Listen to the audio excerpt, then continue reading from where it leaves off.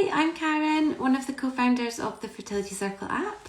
I'm going to be joined shortly by one of our resident experts, Nava Carmen.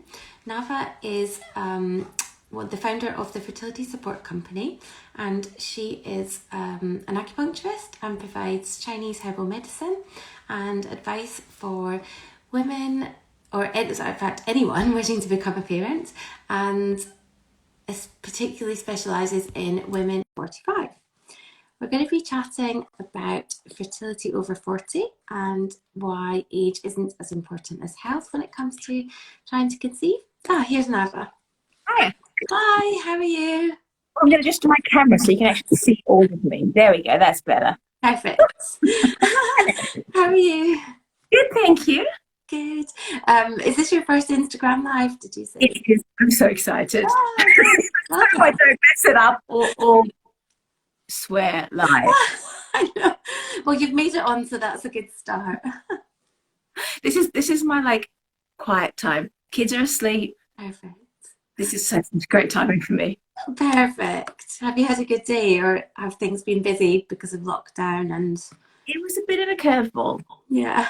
I won't lie. I was not expecting to have to do childcare with a 6-year-old and a 1-year-old and homeschooling and try and work at the same time. So it's been a process of adapting the goals I had for this year to accomplish what I need to, given that. It's just sort of endless, isn't it? So we don't know what's going on. I know, it's such uncertain times for everybody, isn't it? It's crazy. And especially for people that are trying to conceive, I guess it's even more challenging. It is. This is a unique time. I actually wrote a blog about this, that where there's that kind of drive to try and move things forward. When our hands are tied, it's actually people like us, because then we get our clients who are prepared to give us the time we need to make the changes we need to make. Yeah. It's a bit of a double-edged sword for us. It completely sucks that they can't go do what they want, but at the same time, our results are just going to get better because we can ask them to turn in and to do that work to prepare for things to be successful. Yeah, it's almost trying to use this time as best we can to kind of maximize our chances when we can kind of go on to do other things. Exactly. Anyway, I just told people a little bit about you, but I wonder if you want to start off by maybe explaining a bit more about what you're. Oh, hang on, someone's doing. Someone just said this. Is it being recorded? It's a bit noisy here. I thought there was noise here, background noise. So yeah, sorry. Do you want to just explain a bit about what you do and how you help people that are trying to conceive? Hopefully not replying, saying something that's already been said. So I'm going to try and. No, that's fine. Well, I specialize in complex cases because that's what I find most interesting. And I love it when someone comes to see me and they're 38 to 45, preferably over 40, with really low AMH. If they have multiple failed IVF cycles or recurrent miscarriages, or they've been told they're never going to conceive naturally, I'm up for that. That is where I'm really interested. That's what kind of gets me out of bed and gets me going. And I've kind of come to that place over 20 years of treating, and I've worked within IVF units. I've worked in the private practices of consultants, and I have got really good connections. So we get to be a little bit special in what me and my team do, in the sense that we get to use Western medical diagnostics, and we get to really understand every aspect of the workings of all the hormone levels and the gut and how the IVF clinics work and where to refer and all the Western stuff. And then we get to translate that into Chinese medicine and treat from that point of view, and then test again with the Western medicine and really see a response. So we're never asking, in the way I work and in the people I train, we're never asking people to take it on faith. We're setting really clear markers and giving good expectations of how long we think it will take us to do what we need to do, and then actually being able to see the results. And that's pretty amazing. So it means the consultants that we work with, often will say, well, yeah, you can come and see me, but can you just give Nava a couple of months and then come back because your results are. And it's really nice to have got to that place in my career where I can then share that. So the bit of me that isn't a practitioner is also the bit that trains colleagues. And so I have a wonderful group of people who are all really experienced to work with me and work in the way I work. And so when you're seeing any of us, you're kind of seeing the best integrated quality you can get. And what was really important to me when I started training was that I made sure that people, once they train with me, stay with me, not because they're paying me money. So if you're seeing somebody who's been to fertility support trained, you know, they're part of my community on an ongoing basis because they do high quality professional development. And so they renew their membership with me, not by paying me, but by continuing to make sure they're really skilled. And I think that was a really important differential. So if you know you're seeing someone who's fertility support trained, that you are really getting the best of the best. Yeah, amazing that you can all work as a team, because I guess everybody can learn from each other, and you will all hear of different things happening, and you can share that, and I guess provide even better support through it. Exactly. And you don't see it on the outside, but on the inside, we have a really thriving community, and we do continuing professional development as a group every month. And we talk about cases, and we talk about research that comes up. And we're scattered around the country. In fact, we're now in Europe and hopefully soon in America. So we're really getting information from all over the place together. So we're really keeping abreast of all the latest stuff for our clients. Yeah, and I love that you mentioned that you've been working with clinics, and that now I think a lot of clinics are recommending holistic treatments alongside the more clinical treatments. I think it's so important that people kind of realize that it doesn't have to just be one or the other, that these two things can work together as well. Exactly. Yeah. And it's a long time coming. You know, I mean, it's probably 10 years ago that I was first working in an IVF clinic and integrating acupuncture in there. Yeah. But those are kind of special consultants, and it's taken a while for it to trickle through. But I think now we really are there. It's kind of on the map that we can the success of not only natural conception, but how successful an IVF treatment can be. And so great for patients and clients who are experiencing fertility issues to have kind of help from all angles, really. It's about, when I say detective, it's about looking at everything we have to offer and pulling in a unique set of testing and treatment specifically tailored to that client.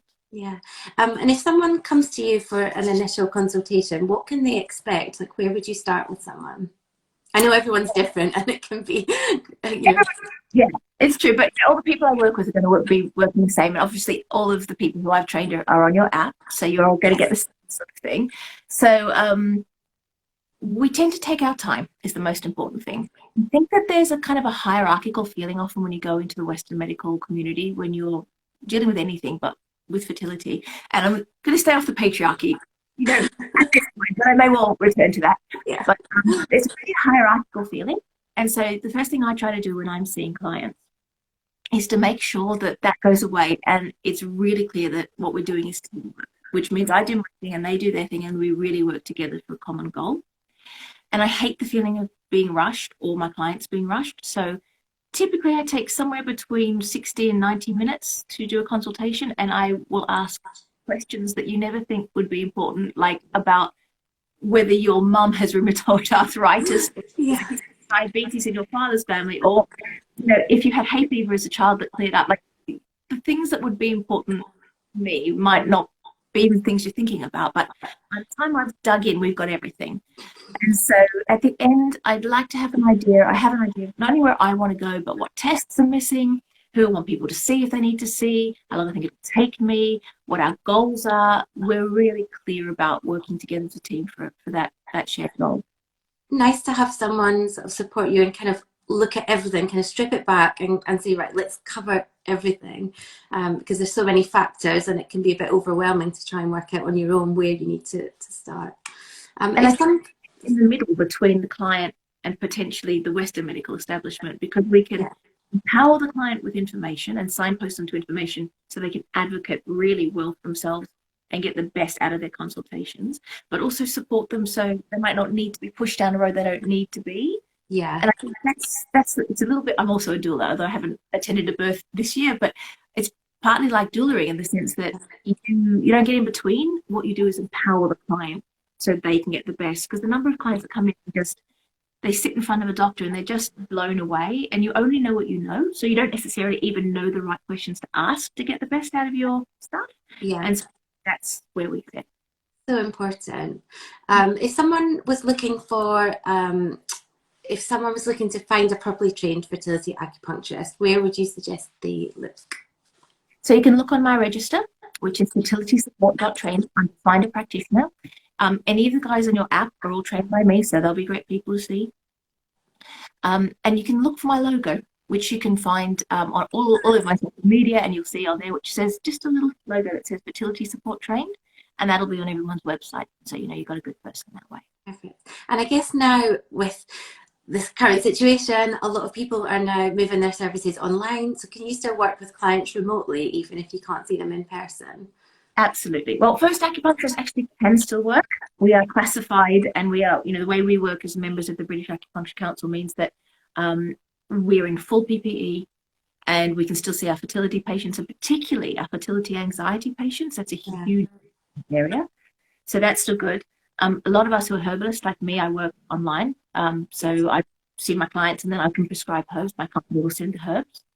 But in our detective roles, we can do so much. We can look at lifestyle. We can do blood testing through the post. We can interpret it. We can empower the clients to do lots of other things that will make a radical change in their lives, even if we can't put a needle in them. And so much self-care, especially over 40, so much of it is self-care. Yeah, so great that you can provide that support ongoing, no matter what's going on, you know, in the world at the moment. How does traditional Chinese medicine support people that are trying to conceive? We do it in, I think, two main ways. So the first way is we have this unique understanding of how to put the whole body together. So let's say somebody comes in and they've said, I've been told I have terrible egg quality. We'd be like, okay, we hear that, we understand it. How can we translate that into Chinese medicine? Why do you, at the age of, let's say, 38, have terrible egg quality? That shouldn't be the case. What's going on? And so we look at the whole picture. We look at the pathology of the person, and we have a whole language that we can use to explain why you might have arrived at a place where egg quality is an issue.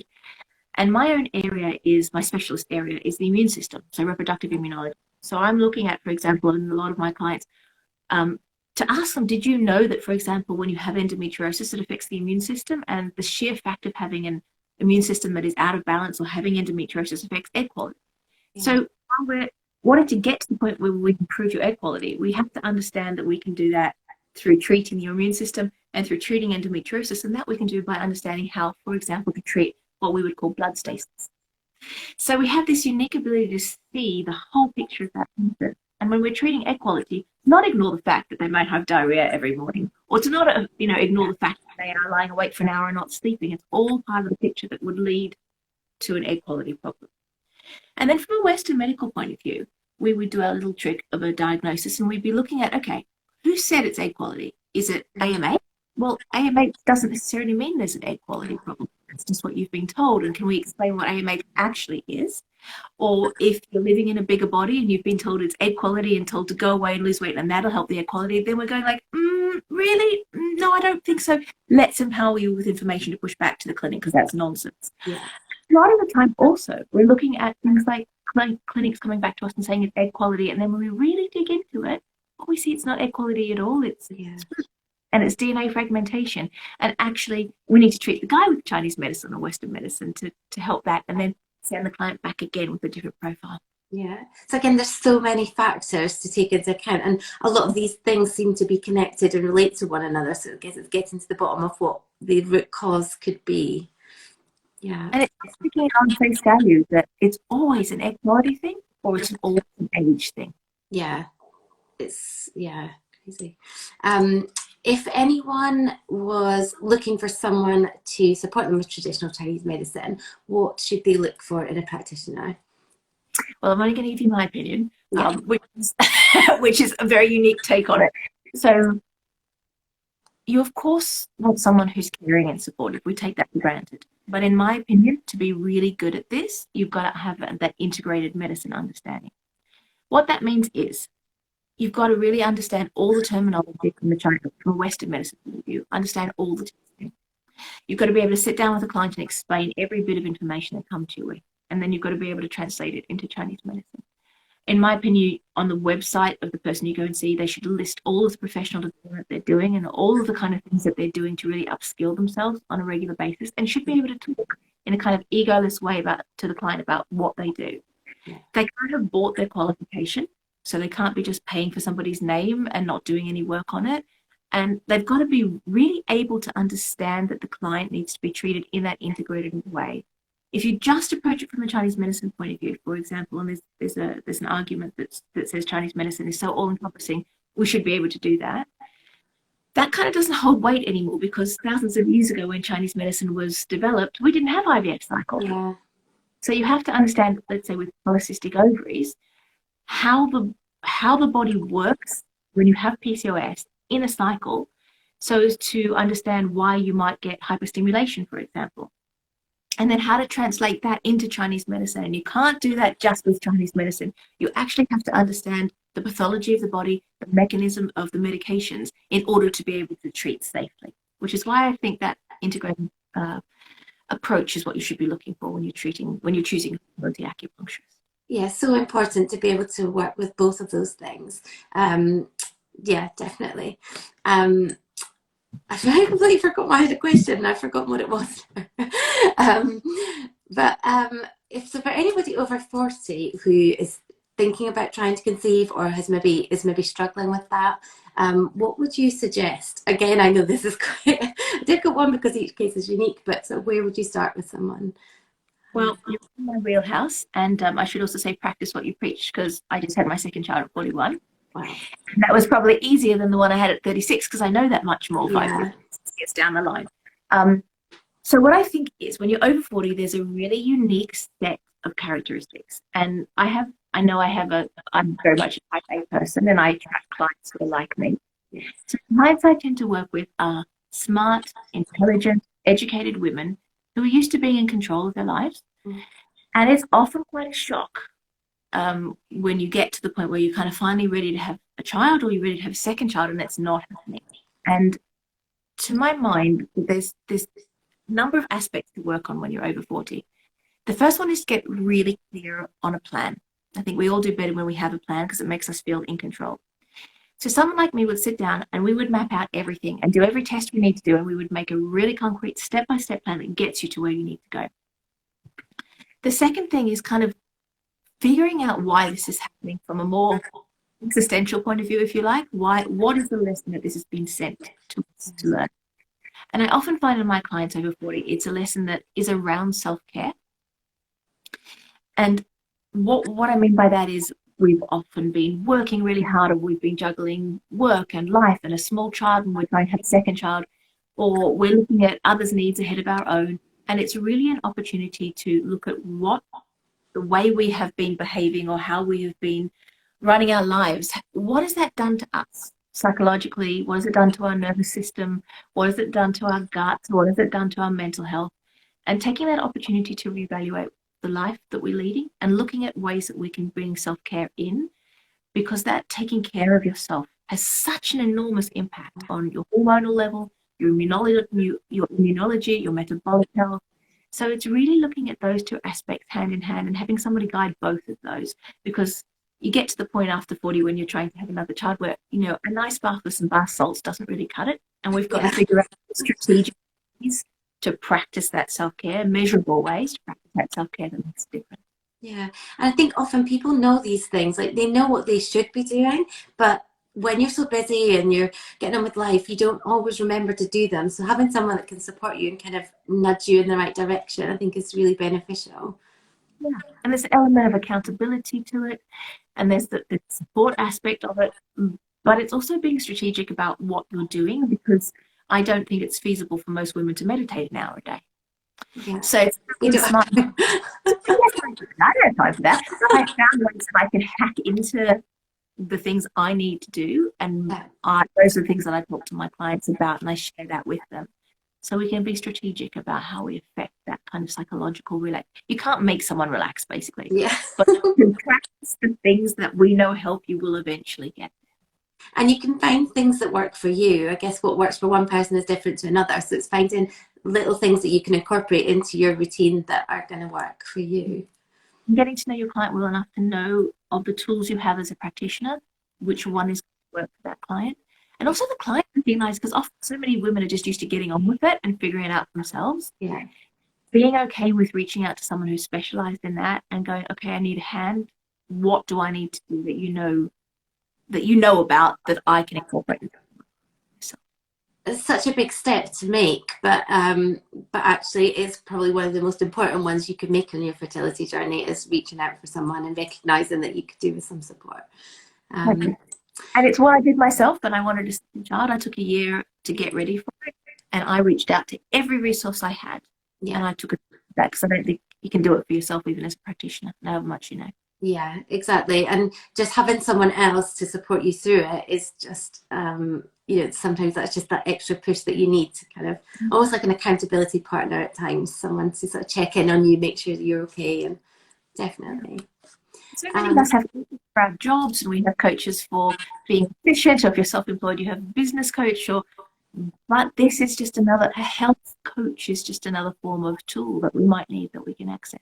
Yeah, I mean, I went through years of fertility treatment and didn't realize that people out there did fertility coaching or did support you in that way at all. It's only now, trying to conceive number two, that I now have a nutritionist, a fertility coach, and all this support, which I really wish that I had done years and years ago. And I guess so many people say that it's easy once you come out the other side to realize that. But if people cannot. Removing the stigma from it too, Yeah. right? Because we can help with so many aspects of our lives. Why would we not help with this? Exactly.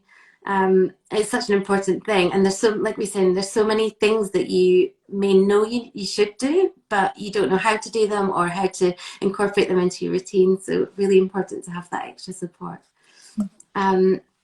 If I know it's difficult because each case is individual and it's unique to everyone, but are there any sort of standard tests that you recommend for a lot of your clients just as a kind of starting point? Yes, there are. And funnily enough, they are often the ones that are not done well with just when people go to GPs. Yeah. So if I can take a moment and talk about them, I think that can be just a real game changer even initially. Mm. So the first thing to say is there's a set of bloods that you need to do on day 2 or 3 of your cycle, and they need to be done in threes. I'm going to explain this. First, I need to explain what day 2 or 3 means. Yeah. So day 2 or 3 means the day that you bleed red before noon. So if you're someone who has spotting, which, by the way, I don't need to be there, that's something we would work on. Yeah. If you have spotting, it's the first day you have a proper flow of bright red blood, or at least a really good flow, because some people will have purple or clots, and that's fine, but a good flow before noon, that's day 1. Yeah. 2 or 3. Now, there are 3 tests you're looking at. FSH, which is follicular stimulating hormone, LH, which is luteinizing hormone, and E2, or estrogen. It's a particular kind of estrogen because there are several kinds. And all those tests need to be done together. And so often, one or more of those is left out, and you can't read them accurately unless they're all there. Mm. So if you're going to get tests done, FSH, LH, and estrogen should always be done on day 2 or 3, and it's really important they're done together. And can those be done with the GP?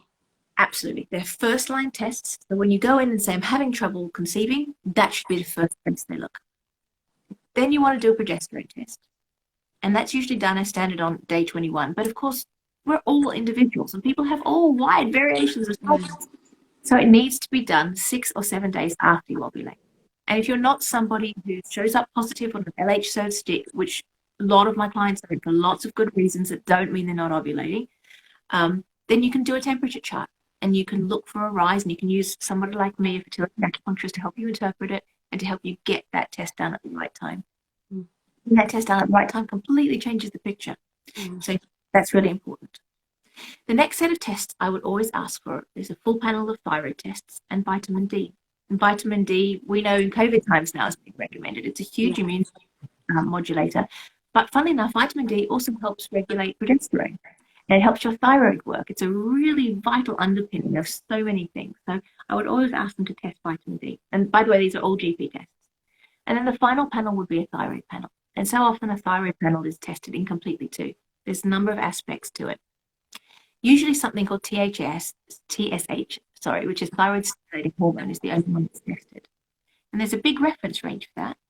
So often a GP will say to the client, oh no, it's normal. And I'll look at it and I'll be like, no, we'd like that to be between 1 and 2. You're sitting at 4. There's something else going on. And if we had the whole panel, we could see. So what we're looking for is TSH, free T4, free T3, and the other thing we need is thyroid antibodies, because so often GPs only test for hypothyroidism.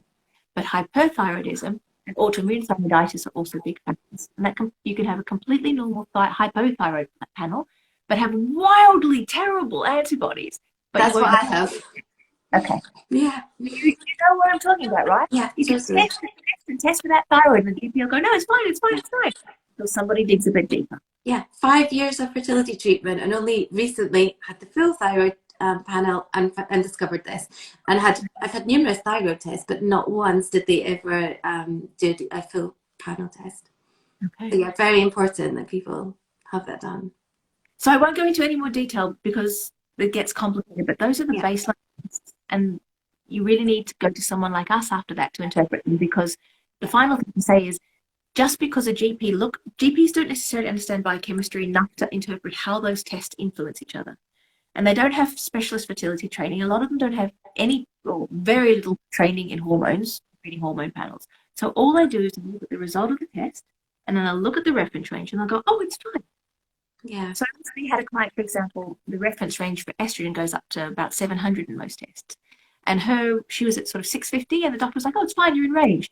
But of course, what we know is that when estrogen is really, really high, you can't rely on the FSH result being correct. So you have to have someone like us to help you interpret it and empower you to go back to the GP and push and go like, that's not right. You need to do these tests, and then you need to refer me to this person. Yeah, but good for people to have a sort of list of these tests that they know that they can go into their GP and ask for them, because sometimes people don't know where to start or what to ask for. So definitely great. Someone's actually just asked, is there anywhere we can find this information on the tests that we need? It's wildly hard to find as a layperson. I have not found a place where you can particularly understand this. That's the reason that people like me and my team exist, because that's what we do. We help empower you with information. We look at all of your tests, those done and those not done, and we figure out how to help you and how to help you know what to do to help yourself. Yeah. And actually on the app, one of our experts, Rachel Sheriff, she did a webinar recently about female fertility tests explained. So if you go into the playback section on the app, there's some more information about the kind of tests that you can look to have. Amazing. Rachel's a fabulous secretary. Yeah. So that's great. You've got it there. Yes. Shall we just do a few of these questions that have come through? Someone has asked, would you recommend Dutch tests? I love Dutch tests. They have a really important place. Not for everybody. I would always take a history, because they're expensive too. Yeah. And quite a financial and a time requirement from you. So it would depend on the kind of client I was seeing and the complexity of their case. It's not often a starting point for me, because I use in my practice something called Occam's razor, which means you look for the most simple thing first. Yeah. So first we do the simple panels, and we see what we can pick up, and then we see how we do with that. And then if we need something further, or something's not right or not working, then I would go next step to the Dutch test. But Dutch test is also a functional medicine thing as opposed to a Chinese medicine thing. So I work hand in hand with functional medicine nutritionists. I have several of them I work with, and we do look at our clients together as a team. Again, that's the advantage of someone like me or someone like I've trained, because we have a whole team of people behind us that we can bring to bear for our clients. Yeah, it's so good that you can work together on these things. Someone saying this is absolutely brilliant, really refreshing advice. Thank you so much. Could you recommend any type of oil for fertility massage?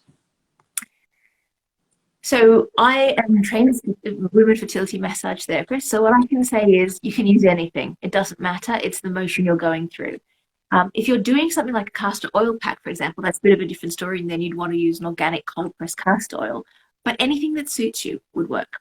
What I would say is, if you wanted to, the skin's really heavily absorbent on all our soft parts. So our tummies, the inside of our thighs, the side of our necks.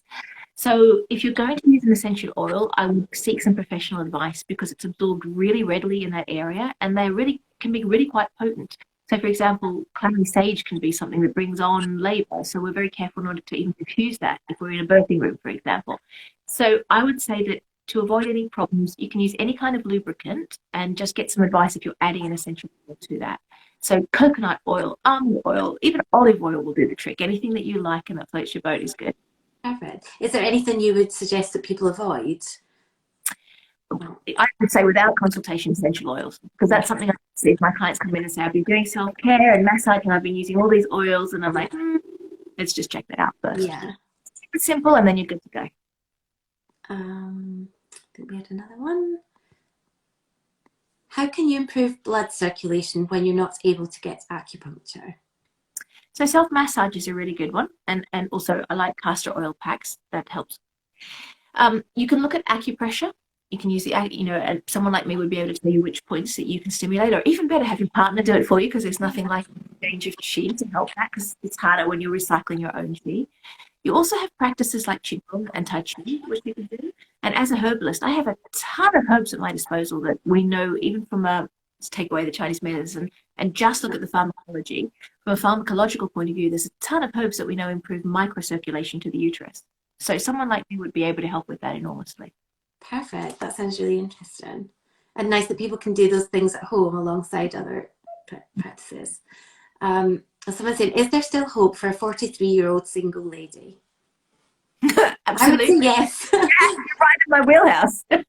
So, oldest lady in my practice who's ever conceived naturally was 45, just shy of her 36th birthday. And I learned a big lesson with her, because she came to me and I was like, this was about 2 years ago, look, I don't think I can do much. I think I'm mostly just going to prepare you for egg donation. And she's like, well, no, I'll just give it a try. Like, I'm trying to be really honest and not promise anything. Yeah. And she's like, just give it a try. We've got nothing to lose. I'm like, all right. So I did. And 4 months in, she was pregnant. So really taught me never to say to a client, no, it's not possible. And in fact, the oldest client, and you can see her on my, you can see that her on the front page of my homepage of my website. I did a video a couple of years ago, 2 years ago, before lockdown. One client in her 30s, one in her 40s, and one in her 50s. And this client was 52. She gave birth on her 52nd birthday. And she'd frozen her eggs 10 years before, so when she was 40.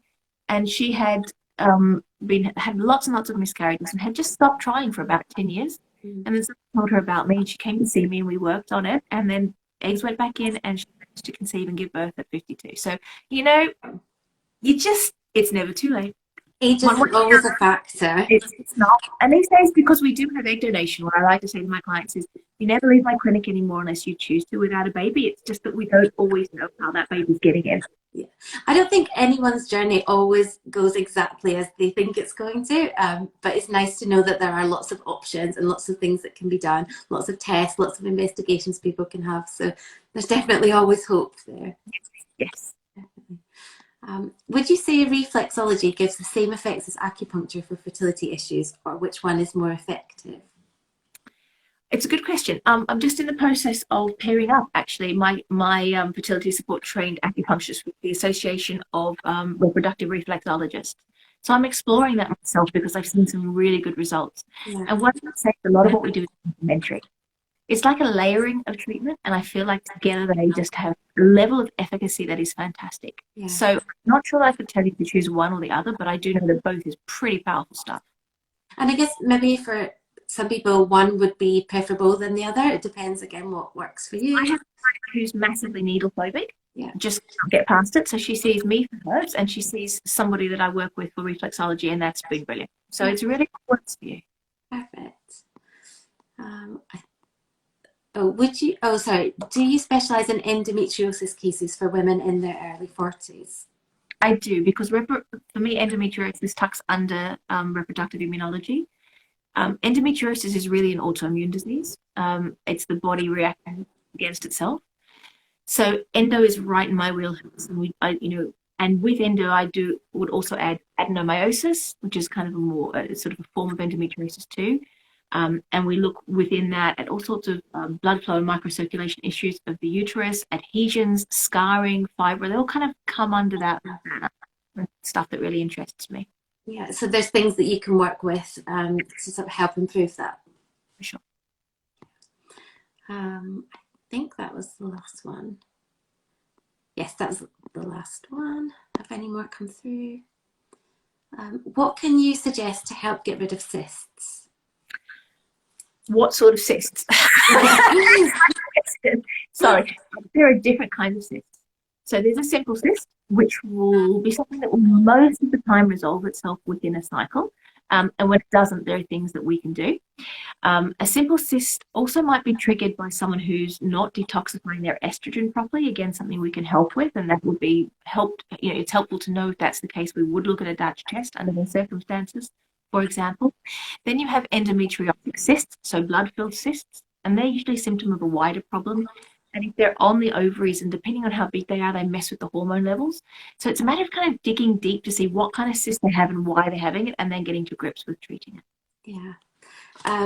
So someone else has just asked for your website details. I can pop them in the comments. It's just, is it www.fertilitysupport.com or .co.uk? That's it. That's exactly right. I should say that I have a 6-month waiting list at the moment, so you're absolutely welcome to be on it. But I would recommend you see someone I've trained, because they're all fantastic and they'll be really able to help. Perfect. Fertilitysupport.com. Yep, but Yeah. .co.uk. .co.uk. .com will get you there, I think. .com, but you'll know.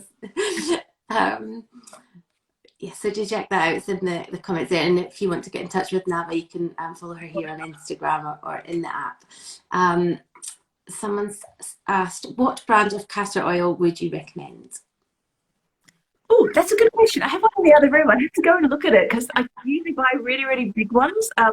So I'm really sorry, I can't remember the exact name. As long as it's organic and cold pressed, though, you're probably on the right track.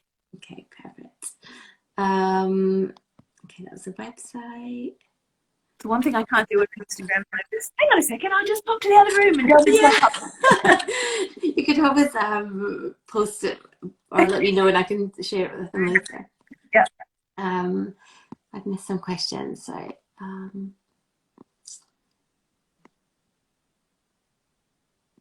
what supplements would you suggest as a starting point?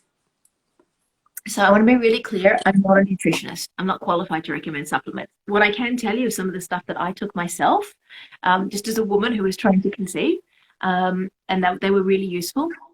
The first thing to say is don't go to Boots and get supplements. Go and see somebody properly qualified who can tailor the supplements to you. It makes a huge difference when they're, because even if I was to tell you what, and I won't mention some names, but even if I was to tell you what to take, the dosage for everybody would be different. So find a properly qualified functional medicine nutritionist.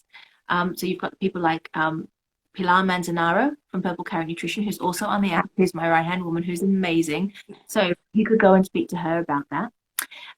But you would be looking at something like good probiotic, an omega-3 and DHA.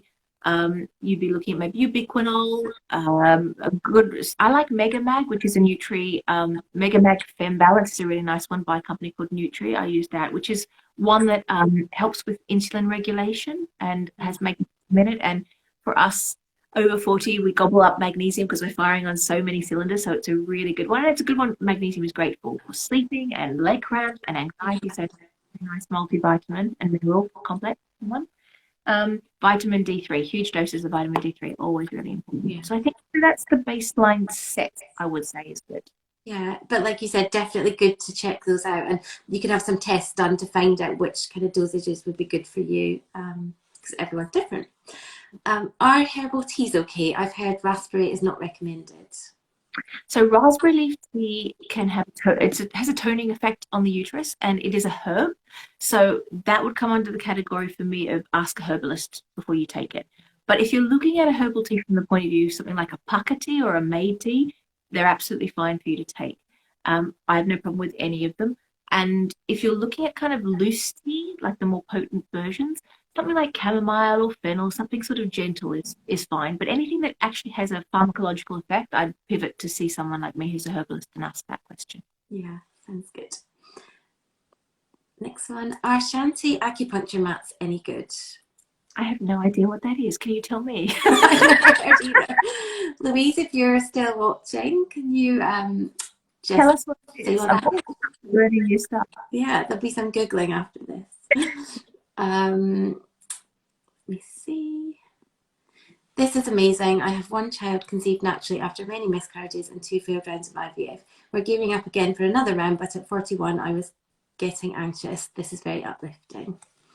It's all in the preparation. Take the time to get yourself super healthy and fit and prepared. That makes all the difference with you and your partner.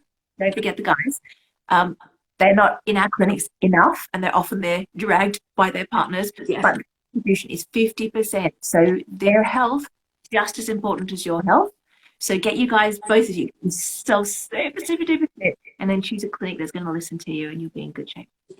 And sometimes taking that time and making the decision to take a break to work on these things first, that's a really huge step to take, because you feel like time is slipping away, but actually it could save you time in the long run if you kind of put in the work beforehand. I can't count the number of clients who I've said, I'm sorry, I run a 4-month program that you pay up front for and it doesn't have to work. And it's totally fine if you don't want to. There are loads of other people. Go see them, go do your thing. And then 6 months later, they're back and ready. Yeah. Yeah. I've learned that through doing that myself. So I know it's definitely important to take the time. Is natural IVF better for the fact that the standard approach for over 40s, you often don't proceed if there are only 1 or 2 eggs? Natural IVF is an interesting one on a number of levels. It depends on, so I have clients who, for example, really don't like to be medicated. And so a natural IVF works for them because it's very, very medication-like. And so they can, and also because it's so light and you're only trying to get one really good quality egg, you can batch, you can go again and again and again and just batch freeze those eggs. Mm-hmm.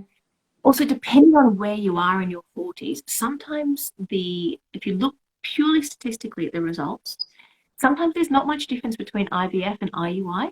So you might as well look at a natural IVF from the point of view of, okay, not much different, but at least with IVF, you can ensure that there's fertilization happening. And you can potentially do genetic testing on the eggs, but it's not too onerous and it's less expensive as a full-on cycle. So there are lots of reasons why you might do a natural IVF. Does natural IVF, is that better for egg quality, or would it have, could the medication from a standard IVF have an effect on your egg quality? So in some cases, would natural IVF be recommended to help quality? I don't think it works quite like that. I think that when you are low on egg reserves or your hormones aren't in balance or the things that aren't right in your health, throwing lots and lots of drugs at it only reveals the problem that's there. Yes. So you might not recruit many mature eggs. And that's not about the medication, but merely revealing the issues that are underlying. So if you're going through a natural IVF cycle, I think it's about not taking too much out of your body. When there's not a lot, let me talk in Chinese medicine terms, when there's not a lot of qi there, then there's not a lot of qi to produce lots of eggs. So when there's a finite amount of qi, if you can just produce one egg from that finite amount of qi, it is likely that an egg will be better quality because it's not taking too much out of you. Yeah, that makes sense. My paradigms to explain. That's my experience. Yeah, that makes sense. What natural remedies can you use to unblock fallopian tubes? I don't know. I've heard of it natural. I mean, what do you mean by natural? We do it with herbs. Mm-hmm. But also, actually, I think natural is a really funny word. Is it unnatural to go and have your tubes flushed? Yeah. No, that's a tool like anything else. And in fact, the procedure of having a hysterosalpingogram, the HSG, you often learn a lot about why the tubes are blocked in the first place. So if they're blocked through a previous scarring from an undiagnosed STD, if they're blocked by fluid, if they're blocked by an adhesions, my goodness, we learn so much about what's going on in that person. So we can treat the underlying reason why the tube is blocked in the first place. So I kind of think what is natural, and we need to understand more about why they block before we can begin to unblock them. But it's perfectly possible to do. Yeah. What is the best cod liver oil to buy? There is one, Blue Green Mountain, I think it's called. It's an organic cold pressed cod liver oil, and it's one of those ones that tastes really minty. So you're not burping disgusting flavored cod liver oil. So again, I can give you a link to one that I use when I've used it. That sounds good. Sometimes fish oil, oh my goodness, it stays with you the whole day. Where is the best place to test for nutrient deficiency? Is this available through GP, or are there recommended places to get this done? So GPs can test some things. So they'll test like vitamin B12, they'll test vitamin D3, they'll test some basic stuff. But that's not really where you want to go for a health checkup from that point of view. So this is when, again, I'm going to say to you, really, please do not try and do that yourself. There is no substitute for putting some money to a really properly qualified person, because what they can do for you will be eons better than whatever you can find for yourself. So this is where to go to Fertility Circle app, look up the nutritionists we have available, and use one of those, utilize their experience. Definitely. Okay, so Louise has put about the mats. The mats are called Shakti, Shakti. These are Indian bed soft nails, similar to acupuncture. Never tried, but could be a cheaper option. I guess we'll have to look them up and see what they. But I'm presuming if you're on a bed of nails that you're going to stimulate every acupuncture point there is. And I'm not sure what the point of doing that would be. So an acupuncturist like myself would be, there are hundreds of points. And we'd be choosing somewhere between maybe 7 and 15 or 20 points, very specifically for you. So I'm not sure what the benefit of stimulating every point on the back and front of your body would actually be, because it wouldn't tailor what your body needs for you. Yeah, it's not making it an individual treatment for you. So that's what it's all about, treating you as an individual. Yeah. Does a small cyst in my ovary affect trying to conceive? Again, really sorry, it depends what type. Yeah. It's sometimes hard to kind of answer questions when they're so personal, and you'd have to know a bit more about people's backgrounds. So if you've been told you have a cyst, then you should have a post-scan report. If you've gone privately, you can request it and request a conversation with your doctor. If you've gone through the NHS, your GP should have a copy you can ask for, and they should, in that report, tell you what kind of cyst you have. And once you know, you come to someone like us and we can help you with that. Perfect. I've been advised to use cordyceps. Can you give me any advice on a good brand? Myconutri is a good one, and again, I can give that to you. We tend to buy ours. I'm a herbalist, so I wouldn't just go online and buy one. I would go through a professional quality brand, because I like the organic. Again, I like the best stuff. If I'm going to put it in my body, I like the organic stuff. So I would say find a herbalist like me to get it from. And cordyceps also, I don't know why you've been advised to get it, but cordyceps has a very specific immune system function. We call it in Chinese medicine dong chong cao cao, and it depends on your pathology and the reason why you'd have it. So, for example, if someone who is really, really yin deficient, I wouldn't necessarily give cordyceps to, because it's a yang tonic, so it wouldn't necessarily be the right thing. There are other things like lingxi or renchi mushrooms that I might give to somebody who is either yin or yang deficient that might be more convenient. So again, it's understanding that it's not just a supplement, it has a really clear pharmacological function, and it exists from a Chinese medicine diagnostic point of view. So it's about being really careful about where you've been told to get it, who's told you to, and what your underlying pathology is before you take it. Perfect. Which one is better, an HSG or is it hysteroscopy? Right. HSG does the tubes, hysteroscopy looks inside the uterus. So they're doing different things, really. So some people may need both. Yeah. What would you recommend if you are insulin resistant? Oh, where do we start? So many things you can do. Okay. First, to check, we want to look at sex hormone binding globulin and testosterone. We want to look at the free androgen index. We want to understand where your insulin resistance comes from, whether metformin might be a suitable thing for you, whether your thyroid is working, what your cholesterol is. So we want to look at a lot of information like that. So let's presume that's all come back abnormal. You've full on had that, and you've maybe even done a glucose tolerance test to check how your body is metabolizing it. First start is to change your diet. And then there are really particular ways that you can exercise that will help with that. Exercise is one of the things that really helps you metabolize testosterone and insulin well. So it's exercising in a particular way at a particular time. It's eating foods that are particularly low in the glycemic index in a particular way, which we can use to kind of trick the body's pancreas to excrete insulin in a different way. It's about looking at the reasons why you're insulin resistant in the first place, because it doesn't just arise on its own. There's usually a familial pattern. They usually have something like PCOS. There'll be something else going on. Yeah. And so we want to understand why it's there. We don't want to just treat it because it's there. We want to know why it's happening in the first place so we can make it go away. And it might even be down to gut parasites, because we know that when the gut isn't working, it has a direct connection to insulin problems. So I'm actually just treating someone at the moment. So we are looking at using herbal medicine to really clear. We actually did a vaginal microbiome test too on this. We found a pathogen in someone who has been having recurrent miscarriages, and that pathogen has caused a bacterial imbalance that is specifically related to miscarriage.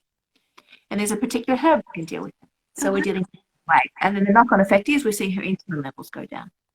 So it's about figuring all of these things out. There's so many things that can affect it. It's, yeah. And I'm aware that I really quickly reeled off, sorry guys, if you'll see, really quickly reeled off a million things, but it's just to say that, you know, someone like me will be able to do that. Yeah. It sounds like quite a complex thing to have to dig into. It is from the point of view of we just want to treat you as an individual. What is causing one insulin resistance won't cause another. Yeah, definitely. So I think the question about the HSG, where is it gone? I think I got it wrong. So it's an HSG or a HY hycosi. I don't know how to pronounce that. Apparently it's the same test. So I think it does the same thing, but maybe two different forms of the test. So an HSG is a hysterosalpingogram, and a hycosi is my understanding is a hycosi is an exploration of the uterus, and often they're done together. So they used to be called, with the laparoscopy, we used to call it a lap and dye. But I think a hycosi is, I'm going to have to look this up, I can't remember in my head. I think a hycosi is kind of an extended version of that test.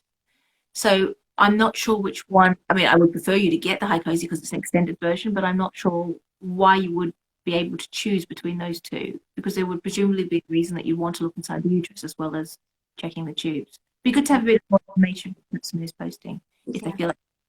Yeah, maybe she will if she's still watching.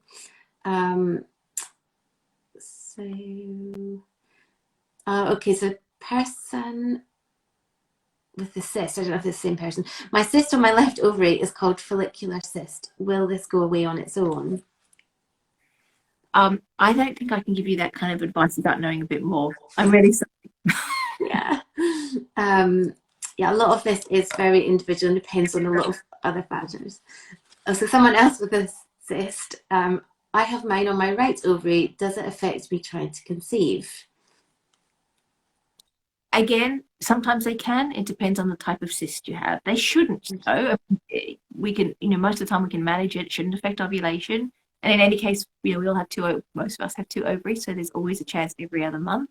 And sometimes, indeed, the same ovary, even if someone has two functioning ovaries, the ovulation will happen on the same ovary every time, just because one ovary likes to ovulate and the other one doesn't. So cyst on one ovary, just on the face of it, shouldn't make a difference because you have another.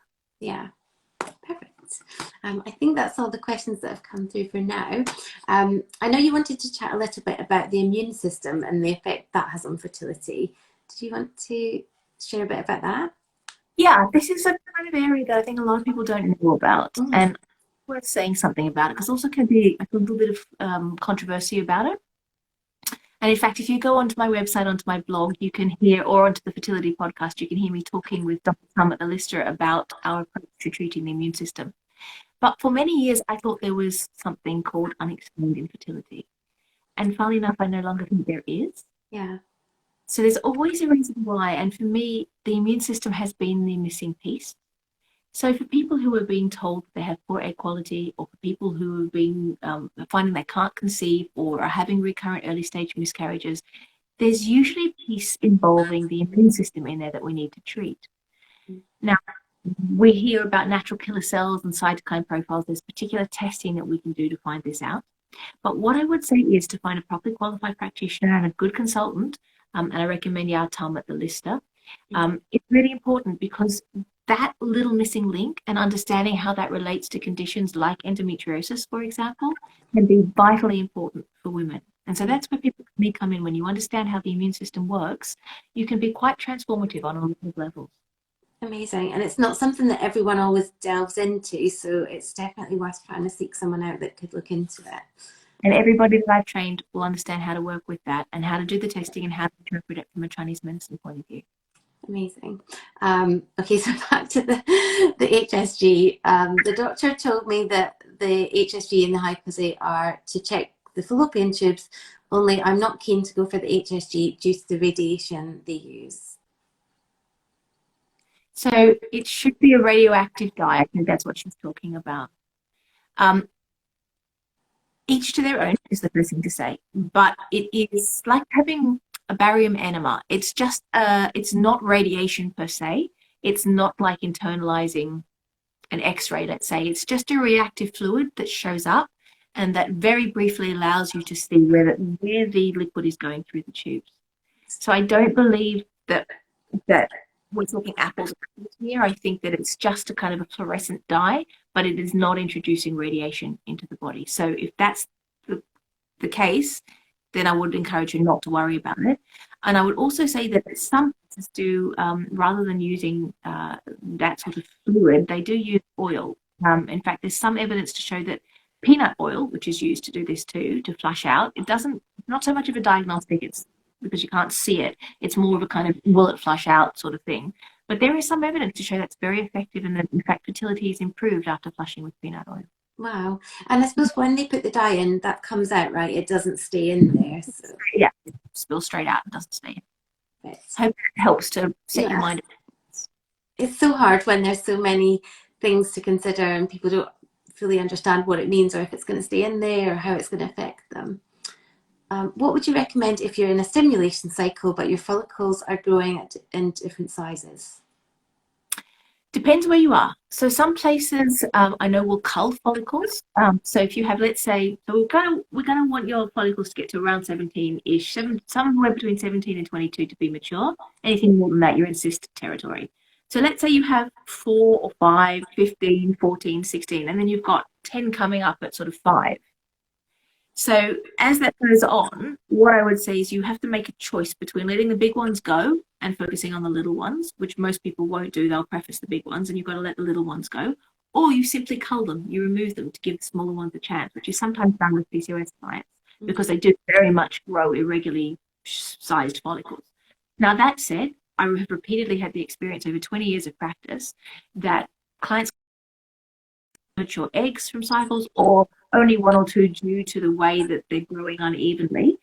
And after treatment, after we kind of work on that for a couple of months and get them sorted, what we find is that the next round of IVF, everything grows much more evenly and the follicles take mature eggs. So to my mind, if you're growing massively irregularly, it's going to be either the medication isn't quite right and you're being pushed too fast, or perhaps you need to do a little bit of work on the underlying stuff before you go again for that smoother process to occur. Yeah. And do you find each cycle can be different? So one to the next might have completely different results in terms of how they're growing? It depends on the circumstance. Yeah. So often I have clients who have sort of 3, 4 follicles and then we treat and they'll get to 7 or 8 follicles the next time. So we do see a jump in improvement. Yeah. But quite often when you don't do the work to get yourself healthy, it's a cycle of diminishing returns. Yeah. So they get poorer results rather than better. And it also depends on, again, hugely depends on where you are in terms of the self-care that you're able to put in and what the male partner is doing then when it comes down to fertilization. So those things do come apace. Yeah, I guess all about preparation. If cycles start to shorten, should one still consider IVF? I'm concerned that I'm about to start menopause. That's a question I get a lot, actually. Firstly, we have to figure out why your cycle is shortening. Is it the pre-ovulation phase or the post-ovulation phase? They mean very, very different things. Also, a lot of women feel like they're about to start perimenopause, but then we do the bloods and it's not the case, not by a long shot. But things that are going on in their life are not working. Yeah. And so figure out why that is and turn the ship around. So it's very rare that I get somebody, unless we're dealing with premature ovarian failure, it's very rare that I get someone we can't turn that ship around. Yeah, lots you can do. Let's go back to the HSG. So I think once the dye has been put in, they can flush it out with saline solution. So yeah, so I guess it doesn't stay in there. Wow, we've covered so much. Thank you, Nava. That's so informative, so much information for people, and I'm sure that's going to be super helpful. Yes. I'm going to go and double check myself what a hyposis is, so I make sure I've said the right thing to you. I'm sure everyone will be trying to check it out now. So yeah, so if anyone wants to connect with Nava after this, or if you have any more questions, you can follow Nava here on Instagram at Fertility Support, or head to her website www.fertilitysupport.co.uk, and you can also find Nava in the app. if you go to the expert section, you can find Nava's profile and contact details there, or reach out to us and we can put you in touch. And also if you go to the app, there's some really great articles by Nava in the Learn section, which you really should go and check out. There's lots of wonderful information there for you. And like Nava said, if you want to work with her, she has a 6-month wait list. So you can either join her wait list, or if you head to her website, you can find details of some of her team that you can connect with. And if you go to fertilitysport.training, you can get a direct link to everyone who works with me. So if you're watching this and you're not in London, then there's lots of people outside who you can go to see. Yes, amazing. Well, thank you so much for taking the time, Nava. Like I said, it's been really helpful. It's done. Yes, well done. And it was a success. What I'll do is I'll save this into our Instagram TV so people can watch it back, because I know there's a lot of information there for people to take in. So yeah, do check that out. Thanks so much. Thank you so much, Nava. Have a lovely evening. You too. You take care. Bye.